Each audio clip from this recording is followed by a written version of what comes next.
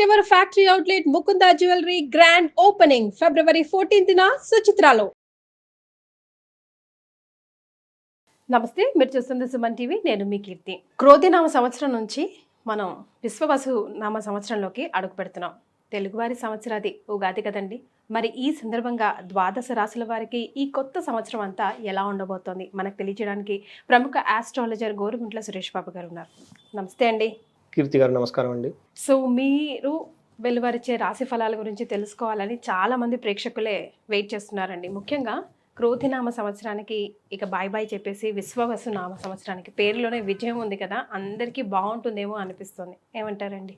So కీర్తి గారు చాలా సంతోషం అండి.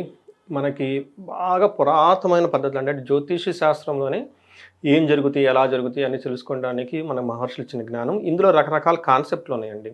ఓల్డ్ కాన్సెప్ట్ల నుంచి ఇప్పుడు కొత్తగా వస్తున్నాయి కూడా చాలా కాన్సెప్ట్లు. ఈ మధ్య వెస్ట్రన్ ఆస్ట్రాలజీ అవి టోటల్గా రీసెర్చ్ చేసి ఇటు అటు ఓకే వెస్ట్రన్ ఇండియన్ వెస్ట్రాలజీ కలుపుకొని తీసుకుని వెళ్ళిపోతూ ఉన్నారండి. లేటెస్ట్ జనరేషన్ ఆస్ట్రాలజీ కూడా కొత్త కాన్సెప్ట్లన్నీ తీసుకొచ్చారండి. అంటే ఒక ఈవెంట్ అవుతుందా లేదా అని ప్రిడిక్ట్ చేసి చెప్పడానికి. అయితే ఈ రాశి ఫలాలు, మనం యుగాది రాశి ఫలాలు, ఈ కాన్సెప్ట్ అనేది చాలా ఓల్డ్, ఎప్పటి నుంచో ఉన్న ప్రాక్టీస్ అండి. మనకి ఈ జ్యోతిష్కుల యొక్క అభిప్రాయం ప్రకారం ఏంటంటే అత్యంత ప్రాచీనమైన పద్ధతి ఉగాది రాశి ఫలాలు చెప్పడం. ఎంత ప్రాచీనం అంటే అసలు ప్రామాణికమే లేదండి. అసలు అంతా చాలా ట్రెడిషనల్గా ఎప్పటి నుంచో నాకు తెలిసి ఇంకా కృతాయుగం దాని నుంచి ఏదైనా యుగం అంటే అప్పటి నుంచి ఉన్నదే మనకు ఐడియా లేదు కానీ అప్పటి నుంచి ఉన్నది అని చెప్పుకోవాలి.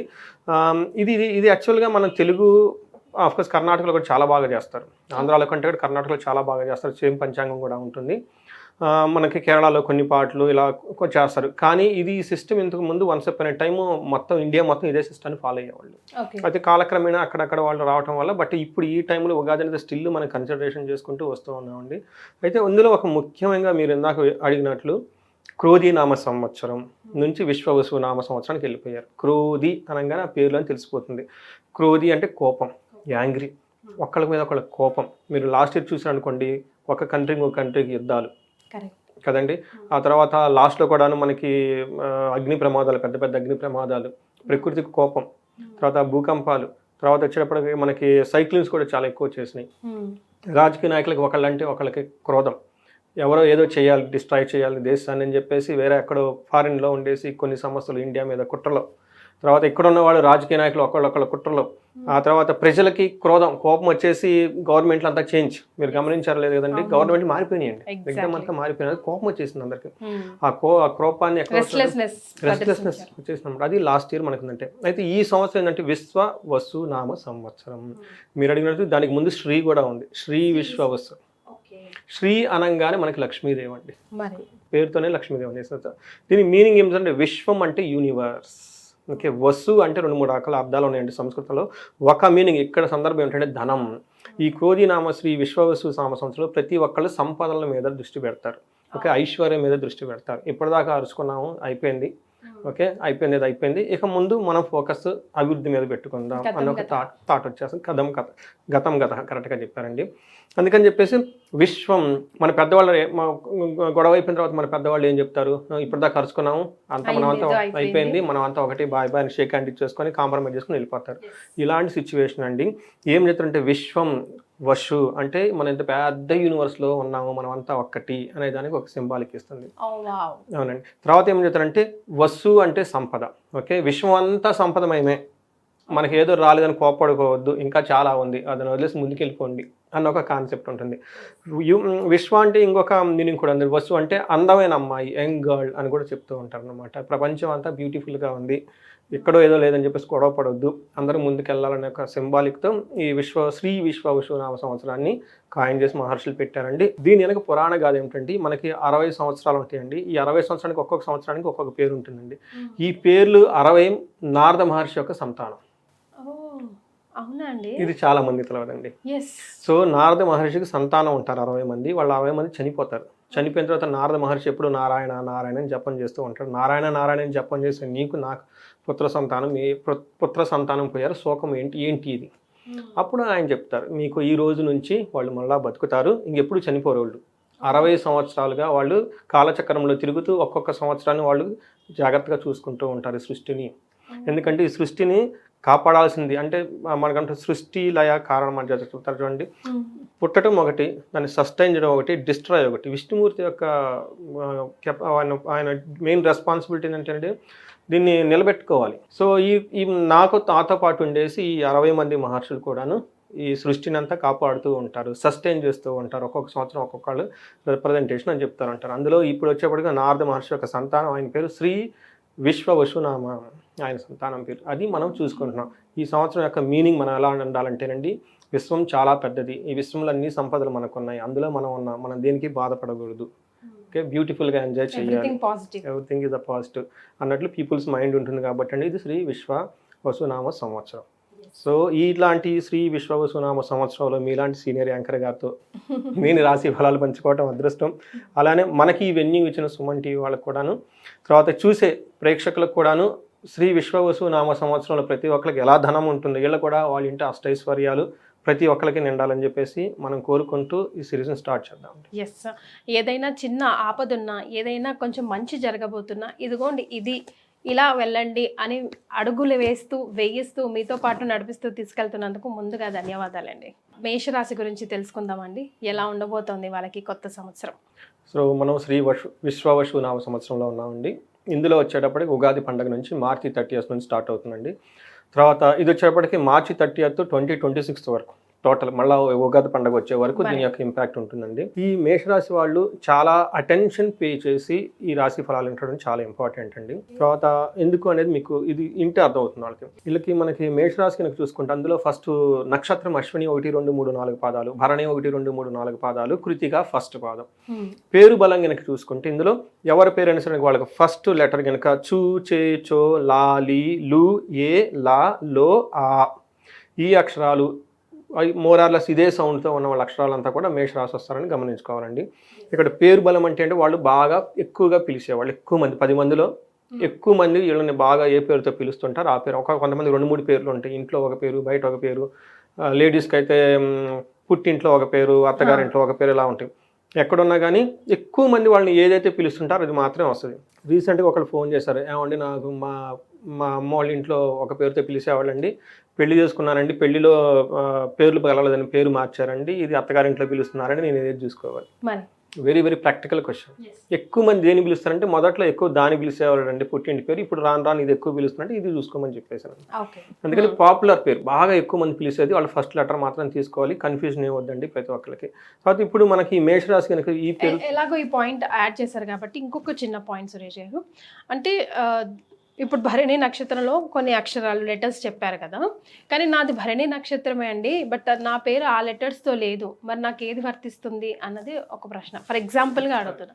సో దాన్ని ఎలా చూసుకోవాలి? నక్షత్రంతోనే చూసుకోవాలి కదా. ఫస్ట్ ప్రయారిటీ ఎప్పుడు నక్షత్రం అండి, జన్మ నక్షత్రం చాలా చాలా ఇంపార్టెంట్.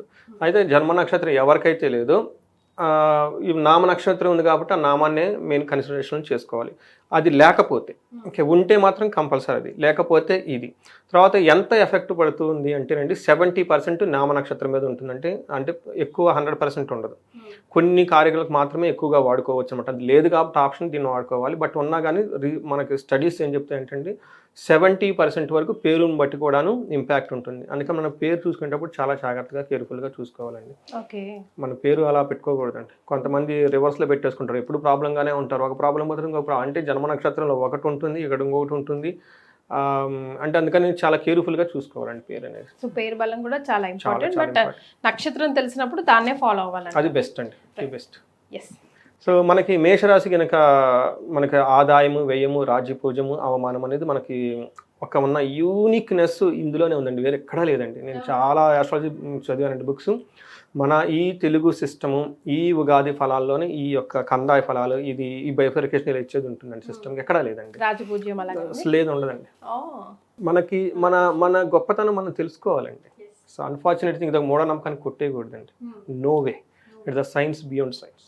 ఎందుకంటే ఒక సైన్స్ స్టూడెంట్గా, ఐటీ కంపెనీలో చేసిన వాడుగా, సాఫ్ట్వేర్ ఇంజనీర్గా, లెగిస్తే అంత టెక్నాలజీ మాట్లాడేవాడుగా ఇది చూసి నాకు షాక్ అవుతుంది. మీ ఇక్కడ ఇచ్చారు, నిన్న మొన్న వచ్చిన పైథాన్ గురించి, నిన్న అంతకుముందు వచ్చిన జావా గురించి ఏదో యాప్ ఎంత చదువుకుంటే మన మహర్షులు ఎంత జ్ఞానం ఇచ్చారు, దాన్ని నోబడీ సీయింగ్ ఇట్. తెలుసుకోవట్లేదు అసలు ఏంటిది, just leaving it. That really hurts me అండి. No, that has to come out అండి. కలియుగం ధర్మం కలియుగ ధర్మం మనకు తెలిసిన నాలెడ్జ్ని అణిచివేసుకోవడం. బట్ మీలాంటి వాళ్ళు ఉన్నారుగా తట్టి లేపడానికి. చూద్దామండి, మీలాంటి వాళ్ళు వెన్యూ ఇచ్చారు కాబట్టి మా నాలెడ్జ్ని చూద్దామని. ఎక్కడో నుంచి స్టార్ట్ చేయాలి కదండి, ఫుల్ స్టాప్ తర్వాత సంబడి హ్యాస్ టు. అందరూ డైరెక్ట్ చేసేవాళ్ళంటే సినిమా చూసేవాళ్ళు ఎవరండి? కరెక్ట్ అండి. ఇందులో ఆదాయము, వ్యయము, రాజ్యపూజ్యం, అవమానం చెప్తారండి. ఈ ఫిగర్స్ చూస్తే మేషరాశి వాళ్ళకి యాక్చువల్గా అర్థమవుతుంది. మొత్తం రాశి ఫలాలు నిన్న అవసరం లేదు. ఈ ఒక్క టేబుల్ వాళ్ళు అర్థం చేసుకుంటే ఇంకా అర్థమవుతుంది ఫ్యూచర్ వాళ్ళకి ఎలా ఉండబోతుంది అనేది. సో ఫస్ట్ వీళ్ళకి ఆదాయం 2 అండి, వ్యయం 14. మేషరాశి వాళ్ళు చాలా కేర్ఫుల్గా ఉండాల్సిన టైం ఇది. ఈ ఒక్క మాట చాలు వాళ్ళకి మొత్తం అర్థమైపోయింది, ఇంక వేరే అవసరం లేదు. తర్వాత రాజ్యపూజ్యము 5, అవమానం 7. ఓకే. సో మీకు డబ్బులు 16 రూపాయలు వస్తూ ఉంటే 14 రూపాయలు ఖర్చు అయిపోతూ ఉంటాయి. ఇది కేర్ఫుల్గా గుర్తుపెట్టుకోవాలి. దీనికి మళ్ళీ ఫర్దర్ డీటెయిల్స్ కూడా మనం చెప్దాం. నెక్స్ట్ రాజ్యభోజం. మీ దగ్గర 12 మంది ఉంటే మిమ్మల్ని సపోర్ట్ చేసేవాళ్ళు ఈ టైంలో పర్టికులర్ ఈ సంవత్సరంలో 5గురే ఉంటారు, మిమ్మల్ని విమర్శించే వాళ్ళు 7గురు ఉంటారు. సో ఈ ఒక్క సిచ్యువేషన్ మీరు అర్థం చేసుకొని మైండ్ చాలా చక్కగా పెట్టేసుకొని మీ ఎనర్జీని వేస్ట్ చేసుకోకుండా ప్రోపర్గా చేసుకుంటే మేషరాశి వాళ్ళకి ఆ రాశి పేరులోనే ఉందండి, పట్టుదలకి మరో పేరు. వాళ్ళు అనుకున్న సాధించుకుంటారు. చాలా డిటర్మినేషన్, పట్టుదల ఎక్కువ, దేనికి షేక్ అవ్వరు. సో ఇలాంటి సిచ్యువేషన్స్ రాబోతుంది గమనించుకోవటం ఫస్ట్ పరిహారం. ఇది తెలుసుకోవటం, ఇలా రాబోతుంది, నేను స్ట్రాంగ్గా ఉండాలి అని నిలదీసుకొని స్ట్రాంగ్నెస్గా ఆ మైండ్ సెట్ అంటారు చూడండి, అది చాలా ఇంపార్టెంట్. సో ఇదే వాళ్ళకి రెమెడీ కూడా, బిగ్గెస్ట్ రెమెడీ ఇది తెలుసుకోవటం. సో మనకి ఈ రాశి వాళ్ళకి మనకి గ్రహ సంచారం కనుక చూసుకుంటే టెక్నికల్గా మాట్లాడాలి కాబట్టి అండి, శని మార్చి 29 మీనరాశిలోకి వెళ్తూ ఉన్నారు, అంటే 12వ హౌస్ అవుతుంది. గురుడు వచ్చేటప్పటికి మిథున రాశిలోకి వెళ్తూ ఉన్నారండి, ఇది 3వ హౌస్ అవుతుంది వాళ్ళకి. రాహు వచ్చేటప్పటికి కుంభరాశిలో 18వ తారీఖు, కేతు కేతులు 18వ తారీఖున మారుతూ ఉన్నారండి. సో మనకి మార్చి తర్వాత మే 18, 14, 18 తారీఖులో చాలా చేంజెస్ రాబోతున్నాయి. ఎందుకంటే 3 గ్రహాలు ఒకేసారి కూడా మారబోతూ ఉన్నాయి. దీని యొక్క ఇంపాక్ట్ కూడాను అందరి మీద ఉంటుంది, పర్టికులర్గా మేషరాశి వాళ్ళ మీద కూడా ఉంటుందండి. మనం ఈ చేంజెస్ని బట్టి కనుక మనం చూసుకుంటే ఫస్ట్ మనకి ఏమంటారంటేనండి, సూక్ష్మ గోచారం, లఘు గోచారం అనే కాన్సెప్ట్లో హోల్ ఇయర్ అంతా సింపుల్ మన ఫస్ట్ 2 మినిట్స్లోనే చెప్పుకోవచ్చు ఎలా ఉంటుంది. ఇందాక మన ఫిగర్స్లో ఎలా చెప్పేసాము, ఇప్పుడు చిన్న 4 మాటలోనే మొత్తం చెప్పుకోవచ్చు అనమాట. ఇందులో ఏం చెప్తారంటే అర్ధవిహితం, స్థితి నాశనం, సౌఖ్యం, శోకం. అంటే అర్ధవిహితం అంటే డబ్బులు లేకుండా పోతాయి. రెండోది స్థితి నాశనము, వాళ్ళు అప్పటిదాకా ఏదైనా జాబులు కానీ ఏమైనా కనుక చేస్తూ ఉంటే ఆ పొజిషన్లో చాలా టఫ్ చేసి కొంతమంది జాబులు పోయే అవకాశం కూడా ఎక్కువగా ఉంటుంది. అంతేకాకుండా శోకం, ఎందుకంటే మనకి డబ్బులు రావటం లేదు, ఉన్న పొజిషన్ పోతుంది, న్యాచురల్గా మనకి బాధలు వచ్చేస్తాయి. అయితే వీళ్ళకి కొద్దో గొప్ప బాగా ఉపయోగపడిందంటే రాహు వీళ్ళకి సపోర్ట్ చేస్తూ ఉన్నారండి. 11th హౌస్లో ఉండటం వల్ల సాఫ్ట్వేర్ వాళ్ళు, ఫారిన్లో ఉన్న వాళ్ళకైతే కంఫర్టబుల్గా ఉంటారు. వీళ్ళకి సేవర్ అంటే మనకి 100% పోకుండా అట్లీస్ట్ ఒక 30%, 40% వాళ్ళు నుంచొని ఉంటారు అనమాట. అంటే అంటే స్ట్రాంగ్గా నిలదొక్కుని ఉంటారు కూడా, బికాస్ ఆఫ్ వాళ్ళకి ఏమంటే రాహు 11th హౌస్లో ఉండటం వల్ల. మిగతా మేజర్ 3 ప్లానెట్స్ చాలా ఇబ్బంది పెట్టే విధంగా ఉన్నాయి కదండి. ఏ విధంగా? అర్ధరహితం, ఓకే, అర్ధవిహితం, అర్థం అంటే డబ్బులు పోగొట్టుకోవటం, స్థితి నాశనం, ఉన్న పొజిషన్ పోగొట్టడం, శోకం, తర్వాత బాధపడే అవకాశాలు ఎక్కువగా ఉంటాయి. ఈ శోకం అనేది పిల్లల వల్ల అండి, స్థితి నాశనం అనేది చేసే జాబ్ వల్ల, అర్ధరహితం అంటే అప్పటిదాకా మీరు సంపాదించుకున్న డబ్బు, కీర్తి ప్రదేశాలు ఏమైనా కోల్పోయే అవకాశం ఎక్కువగా ఉంది. ఇది సమరీ అండి. ఇది అర్థమైతే ఇంకా నెక్స్ట్ వాళ్ళు చూడడం అవసరం లేదు. సో ఇప్పుడు మనకి ఈ డీటెయిల్డ్ కనుక చూస్తే ఎందుకండి అసలు ఏం జరగబోతుంది వీళ్ళకంటే, మనకి మేషరాశి వాళ్ళకి చాలా మైండ్ స్ట్రాంగ్గా చేసుకోవడం అవసరం. ఎందుకంటే వీళ్ళకి ఏలినాటి శని స్టార్ట్ అవుతుంది. ఇది 7.5 సంవత్సరం ఉండబోతుంది. ఏలినాటి శని ప్రభావం స్టార్ట్ అవుతుంది కాబట్టి దాని స్టార్ట్ అవుతుంది కాబట్టి ఎక్కే ముందు స్ట్రాంగ్ ఎక్కుతున్నాడు. ఎందుకంటేనండి నాకు నిన్న కాక మొన్ననే ఒక కాల్ వచ్చిందండి దుబాయ్ నుంచి. ఈ అంతా చేసేవాళ్ళు మిస్టేక్ చేయకూడదన్న ఉద్దేశంతో రియల్ టైంలో కేసు చెప్తున్నానండి. ఒక లేడీ చేసింది పాపం, అక్కడెక్కడో పని చేసుకుంది, ఇండియా నుంచి వెళ్ళిపోయి ఇక్కడ ప్రాబ్లమ్స్ పడింది, ఆ కువైట్ అక్కడికో వెళ్ళిపోయింది, అక్కడ దేశంలో లేడీ ఎన్నో కష్టాలు పడేసి పాపం డబ్బులు సంపాదించుకొని ఒక 15-20 లక్షలు దాకా ఇండియాకు పంపించేసిందండి. ఇక్కడ వాళ్ళు పాపం దాన్ని ఆర్థికర్పం చేసేసారు, అయిపోయింది. ఇక్కడ ఉన్న వాళ్ళంతా ఆ డబ్బునంతా వాడేసుకొని ఆమెకి వట్టి చేతులు చూపించడం స్టార్ట్ అయిపోయింది. పాపం ఏమో ఆమె అక్కడ ఉంది, వీళ్ళేమో ఎట్లా ఫైట్ చేస్తుంది డబ్బులు పోతే. అసలు 15 లక్షలు అనుకోండి అది, కానీ ఒక లేడీ పాపం ఎన్నో కష్టాలు పడి అక్కడికి వెళ్ళి దేశంలో ఉండేసి ఇక్కడేదో మన వాళ్ళకి ఏదో సంపాదించుకొని దాచిపెట్టుకుందామని ఇక్కడికి పంపించేస్తే ఆ డబ్బులు పోయేసి ఆ డబ్బుల గురించి మళ్ళీ ఇంకొక లిటిగేషన్ పోయి అదేదో రకరకాలు అయిపోయిందండి. అందుకని ఎందుకు చెప్తున్నానంటే ఈ మేషరాశి వాళ్ళకి ఏలినాటి శని స్టార్ట్ అవుతుంది కాబట్టి నేను ఒక్కటే మాట అన్నా, ఏమండి మీరు కనుక నాకు 3-4 ఇయర్స్ బ్యాక్ కలిసి ఉంటే నేను కేర్ తీసుకుని ఉండేవాడిని అని చెప్పేసి. అందుకని మేషరాశి వాళ్ళు ఎవరున్నా ఈ వీడియో వినండి, విన్న వాళ్ళు వేరే వాళ్ళకి తెలిసిన వాళ్ళు ఉంటే ఫార్వర్డ్ చేయండి, కామెంట్స్ పెట్టండి, ఎక్కువగా కామెంట్ పెడితే ఎక్కువ సర్క్యులేట్ అవుతుంది వెళ్తుందన్నమాట. ఈ మిస్టేక్ చేయకూడదండి, కానీ పెద్ద పెద్ద బిజినెస్లు స్టార్ట్ చేయటం, కొత్త కొత్త ఇన్నోవేటివ్ ప్లాన్లు చేయటం, డబ్బులు విపరీతంగా ఖర్చు పెట్టేయటం, ఓకే, ఎవరిని పడితే వాళ్ళని నమ్మటం, అలాంటి పనులు చేయకూడదు. ఈ 1 year అట్లీస్ట్ 1 year కాదండి, 7.5 years, ఫస్ట్ 5 years ఫస్ట్ స్తంభించకపోవాలి ఇంకా. అంతే. ఉన్నదాన్ని ఎప్పటిదాకా వాళ్ళు ఏదైతే పనులు చేస్తుంటున్నారో దాంట్లో కూడా రిస్కీ పనులు ఏమైనా ఉంటే తీసేసుకొని డౌన్ సైడ్ చేసుకొని చాలా సింపుల్గా ఉన్నదాన్ని చక్కగా పోవటం నేర్చుకోవాలి. మనం ఏదో ఆవేశంగా పోయేసి డబ్బులు పెట్టి ఆ డబ్బులు పోయి మీకు చెడ్డ పేరు వచ్చి ఆ డబ్బుల గురించి మళ్ళీ మీరు అప్పులు చేసి అప్పులకి మళ్ళీ వడ్డీకి తీసుకొచ్చి ఆ వడ్డీలు కడుతూ ఆ వడ్డీలు కట్టలేక వడ్డీ ఇప్పుడు మనకి ఇవ్వనాలు ఇప్పుడు డబ్బులు పోయినాయి, రిలేషన్షిప్లు పోయినాయి, మళ్ళీ వడ్డీ తెచ్చుకొని వాళ్ళ ఇంటి మీదకి కత్తెత్తుకొచ్చి మెడ మీద పెట్టి డబ్బులు ఎప్పుడు కడతామని, ఇదేంట్రా దేవుడా, ఆ వడ్డీకి మళ్ళీ క్రెడిట్ కార్డులు పెట్టుకొని ఆ వడ్డీకి మళ్ళీ వడ్డీలు పెట్టుకొని అంత రిస్క్ తీసుకోకూడదు, వద్దు. అందుకని చెప్పేసి సింపుల్గా ఉన్నదాంతో హ్యాపీగా చేసేసుకోండి. మంత్రం రెమెడీ ఇది తెలుసుకోవాలి. చాలా చక్కగా సింపుల్గా హంబుల్గా ఉండే లైఫ్లో చాలా చాలా చాలా సింపుల్గా ఉండటం నేర్చుకోవాలి. అండర్ ప్రొఫైల్ మెయింటైన్ చేసుకుంటూ అలా కొంచెం గడుపుకుంటూ వెళ్ళిపోతే పాతదా ఏది చేసినా పర్లేదండి, కొత్తది ఏది చేయకూడదు. ఓకే. సో ఇది ఒకటే గుర్తు పెట్టుకోండి. ఏలినాటి శని ఎలాంటి ప్రాబ్లం వస్తుంది ఏలినాటి శనిలో అంటే ముందుగానే మన మహర్షులు చెప్పేశారు ఆల్రెడీ. ఏం చెప్పారంటే మానహాని, గౌరవం అగౌరవం వచ్చేస్తుంది. అప్పటిదాకా మిమ్మల్ని బాగా ఇంద్రుడు చంద్రుడు అని పొగుడుతున్న వాళ్ళు కాస్త పైకి వెళ్ళిపోతారు, మిమ్మల్ని విమర్శించే వాళ్ళు తగులుకుంటారు. కానీ మీరు అన్నం అన్నట్టు జరుగుతుంది అంటే పాపం నిజంగా లాస్ట్ టైం మీరు రాశి ఫలాలు చెప్పినప్పుడు జనవరి అన్న తూచ తప్పకుండా జరిగింది నాకైతే మంత్లీది. ఈ క్రెడిట్ మన మహర్షులకి వెళ్ళిపోతుంది. ఆఫ్ కోర్స్ మన కూడా ఎవరో ఒక government senior most person sir మీరు చెప్పినట్టు జరిగిందంట. నేను చాలా కాల్స్ వస్తాయి కదా మర్చిపోతా, ఇప్పుడు మీతో ఏం మాట్లాడింది మర్చిపోతాను, నేను ఏం చెప్పనేమో నాకు ఐడియా లేదు. అప్పుడు చెప్పారు కదండి తర్వాత ఏం జరిగిందంట, అసలు అప్పుడు ఏం చెప్పా నేను కన్ఫ్యూజ్ అయిపోతూ ఉంటాను అనమాట. ఎంతో మందితో మాట్లాడుతూ ఉంటారు కదా. సో వీళ్ళకి ఏమవుతుందంటే మానహాని, ఓకే, మన క్లేశ, మనసులో ఏదో ఒక ఇబ్బంది పడుతూ ఉంటారు. కృషి భోజన మల్పశః, ఏదైనా గనక పని చేస్తే ఆ పనిలో వీళ్ళకి కొంచెం ఫలితం మాత్రమే వస్తుంది. అంతకుముందు 10 hours కష్టపడితే 10 rupees వచ్చేది, 10 hours కష్టపడితే 5 rupees కూడా రాదు. మీరు ఏంటి ఎంత కష్టపడుతుంది ఎంతో వచ్చి అన్న ఫీలింగ్ అయితే ఖచ్చితంగా అయితే వచ్చేస్తాయండి. నిత్య సంవాదం, ఎప్పుడు ఎవరితో ఒక ఆర్గ్యుమెంట్ చేసుకుంటూనే ఉంటారు.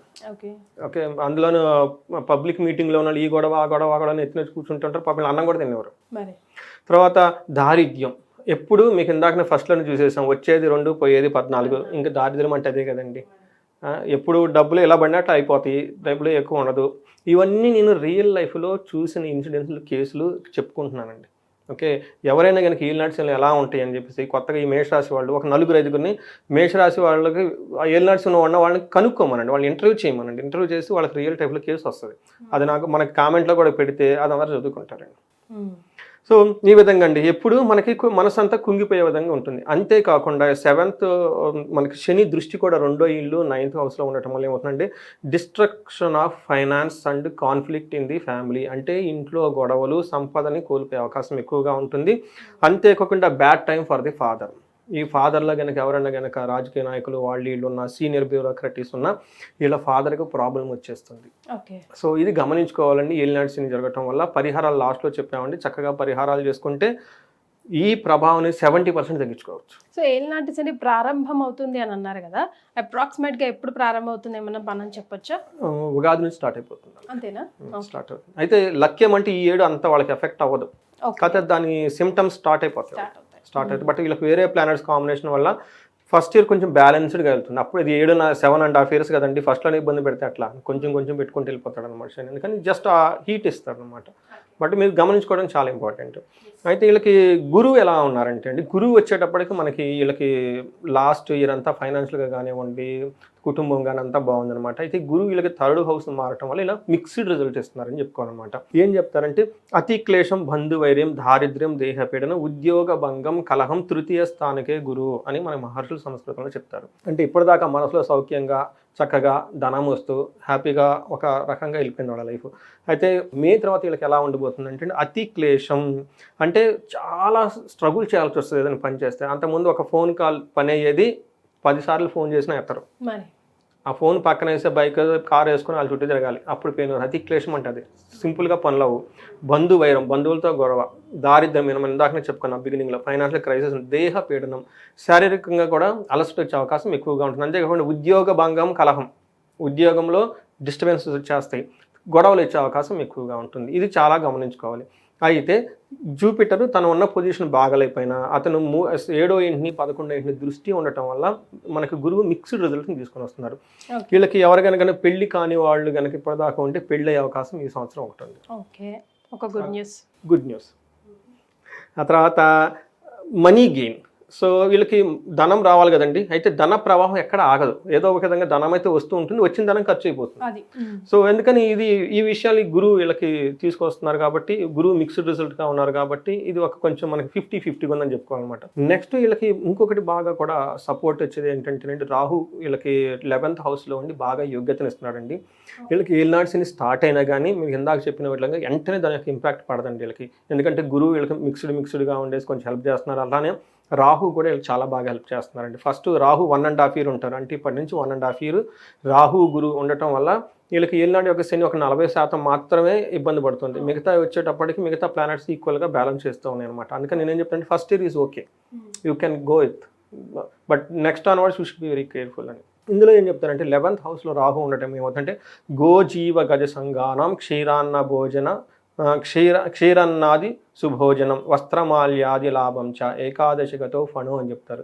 అంటే మనకేం చెప్తారంటే సపోర్టింగ్ సిస్టమ్, అంటే పూర్వకాలంలో మనకి రథాలు రాజులు గుర్రాలు ఇవన్నీ ఉండేసి వాళ్ళ కింద పరిచారకులు అంతా ఉండేసి సైన్యం ఉండి రాజు కలప చేస్తూ ఉంటారు.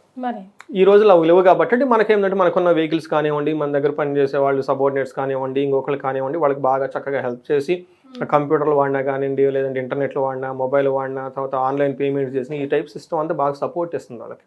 ఎక్కడ ఇబ్బంది పెట్టకుండా ఉండేసి మంచి చక్కగా భోజనం చేసేసుకొని హ్యాపీగా ఉంటారు.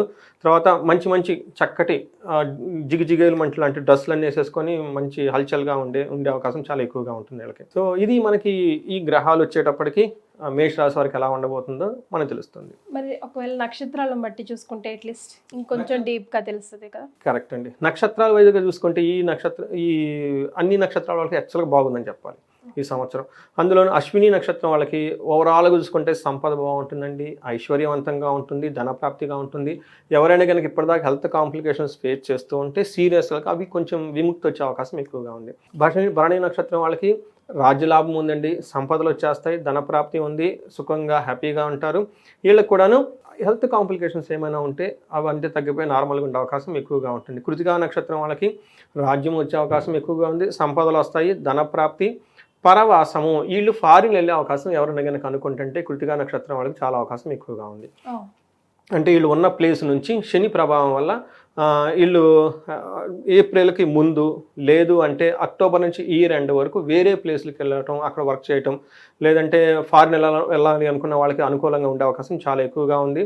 బట్ సర్వజన పూజ్యము ధనలాభం ఎక్కువగా ఉందండి. అంటే నక్షత్రం ప్రకారం ఇండివిజువల్గా చూసుకుంటే చాలా బాగుంది. సో రాహు బాగా యోగ్యతనిస్తున్నాడు, గురువు మిక్స్డ్గా ఉన్నారు, కానీ శని విషయంలో చాలా చాలా కేర్ఫుల్గా ఉండి కొంచెం వీళ్ళు ప్లానెడ్గా ఉంటే ఈ విషయం తెలుసుకుంటే బాగుంటుందండి. రైట్. సో ఫిజికల్గా, మెంటల్గా, ఫైనాన్షియల్గా, ఎకనామికల్గా ఎలా చూసుకున్నా కొంచెం మేషరాశి వారికి కొంచెం బ్యాడ్ టైం అనే చెప్పుకోవాలి. సో మరి వాళ్ళకి ఎలాంటి పరిహారాలు సూచిస్తే ఇందులోంచి వారు సునాయాసంగా ప్రయాణం కొనసాగించవచ్చు? వీళ్ళకి ఎక్కువగా చేయాల్సిందండి ఏలినాడ్సేనండి. నేను చాలామంది నాకు మెసేజ్లు చేస్తూ ఉంటారు, పరిహారాలు కూడా నేను చెప్పేస్తానండి. వేరే పరిహారాలు ఏమన్నా వాళ్ళు ఇండివిజువల్ కనెక్ట్ అని ఏ పరిహారాలు చెప్తాను నేను. అందుకని చెప్పేసి ఇందులో ఉన్నాయి ఆల్రెడీ చెప్పేస్తున్నాం కాబట్టి ఇవి చేసేసుకుంటే సరిపోతుందండి. బట్ స్టిల్ ఇండివిజువల్ జాతకం కావాలంటే మనం కనెక్ట్ అవ్వచ్చు అనమాట. ఎందుకంటే ఓన్లీ పరిహారాల గురించి చేయటం అనవసరం. చాలా మంది మళ్ళా వాటిగా చేస్తూ ఉంటారు నాకు. అందుకని ఇందులో పరిహారం ఫస్ట్ శనికి మీరు పరిహారాలు చేసుకోవాలి. శనికి పరిహారం అంటే శని పిప్పలాద స్తోత్రం అని ఉంటుందండి. ఇది 5-6 లైన్లు ఉంటుందండి, చిన్న శ్లోకం. ఉదయం సాయంత్రం సూర్యోదయం సూర్యాస్తమయంలో మనస్ఫూర్తిగా కనుక దాన్ని చదువుకుంటే శని బాధల నుంచి విముక్తం వస్తేనే శని మహాత్ముడే చెప్పాడండి. రెండోది వీళ్ళకి మనకి శని త్రయోదశి అని వస్తుందండి. ఎన్నిసార్లు శని త్రయోదశి అన్నిసార్లు చక్కగా శని నవగ్రహ దగ్గర గుడికి వెళ్ళిపోయేసి శని మూర్తి ఉంటాడు కదండి, మూర్తికి కనుక తైలాభిషేకం చేయడం చాలా చాలా ఇంపార్టెంట్. తర్వాత వీళ్ళు ఈలేనని ఎక్కువ సార్లు తిరుపతి శ్రీ వెంకటేశ్వర స్వామిని పాదయాత్ర ద్వారా కనుక అంటే మెట్లు మార్గంలో వెళ్ళేసి వెళ్ళి కనుక వచ్చేస్తూ ఉంటే చాలా బాగుంటుంది. తర్వాత హనుమాన్ చాలీసా ఎక్కువగా చదువుకోవాలి, ఆంజనేయ స్వామి గుడికి ఎక్కువగా వెళ్తూ ఉండాలండి. ఇంతవరకు వీళ్ళు మ్యాక్సిమం చేసుకుంటే చాలా బాగుంటుంది. కొంతమంది బాగా తీవ్రత ఉన్నవాళ్ళు వీళ్ళకి మనకి తిరునల్లారు అని చెప్పేసి మనకి తమిళనాడులో ఒకటి శని మహాత్ముని యొక్క టెంపుల్ ఒకటి ఉంటుందండి. అక్కడ కనుక దర్శనం చేసుకుంటే చాలా వరకు బాధల నుంచి ఉపశమనం వచ్చేస్తుందండి. ఇవి కొన్ని అండి. ఇంకా ఆ తర్వాత వాళ్ళకి ఇంకేదైనా ప్రాబ్లం కానీ ఏదైనా ఉంటే కనుక హోమాలు అవన్నీ చేయించుకోగలిగితే మన్యు పాశుపత అభిషేకం కానివ్వండి, ప్రదోషకాలంలో హోమం కానీ కనుక చేసుకుంటే ఏదైనా కనుక పీడలు ఉండి శత్రుబాధ ఎక్కువ ఉండి, లేదంటే కొంతమంది మీ దగ్గర నవ్వుతూ హ్యాపీగా ఉండి మీ వెనక బ్యాక్ ఫైట్ చేసేవాళ్ళని, నమ్మకం ద్రోహం చేసేవాళ్ళు, ఇలాంటి వాళ్ళు భరతం పడతానికి అయితే మాత్రం మన్యు పాశుపత హోమం చేసుకుంటే అద్భుతంగా పనిచేస్తుందండి. Right. So life is all about ups and downs. Ups ఉంటాయి, డౌన్స్ ఉంటాయి. ఈ 7 ఇయర్స్ కొంచెం గట్టిగా కష్టపడితే ముందే ఎలాగో తెలిసిపోయింది బ్యాడ్ టైం అని, కాబట్టి దానికి అనుగుణంగా మీరు చెప్పిన పరిహారాలు పాటించుకుంటే బాగుంటుంది. అంతే కదండి. Thank you so much. ధన్యవాదాలు.